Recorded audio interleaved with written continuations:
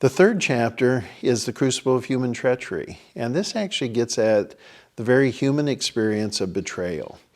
So often, organizations actually have their missions compromised because of betrayal. And in this chapter, this is a chapter that has really captured the imagination of a lot of people who read the book in one form or another. And what's been interesting to me about that is we look at betrayal in two ways. We look at it through the eyes of Judas, and we look at it through the eyes of Peter, two disciples of Jesus. Basically, what I look at when I write about Peter is a person who really actually loved the Lord, was committed to Christ, but ended up in the wrong place at the wrong time and was simply weak-willed.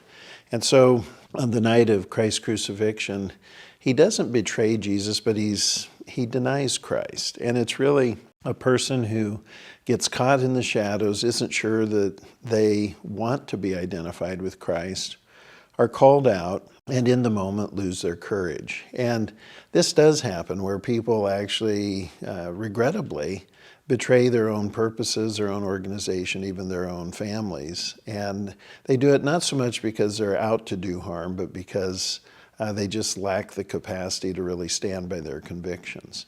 The much more treacherous version is Judas. And I compare the treachery of Judas to schadenfreude, which is a term taken from psychology that describes the worst form of envy. We often think of envy as just resenting the gifts somebody else has and wishing that we had them.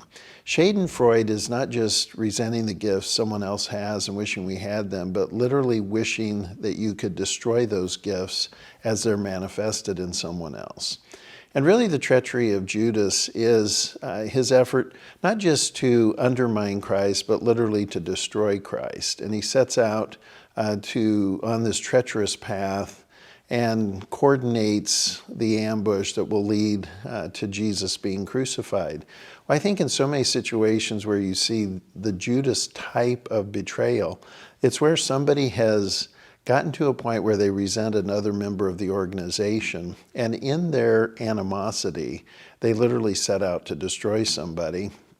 Not literally, not usually with disastrous ends in terms of physical harm, but certainly vocationally and certainly emotionally.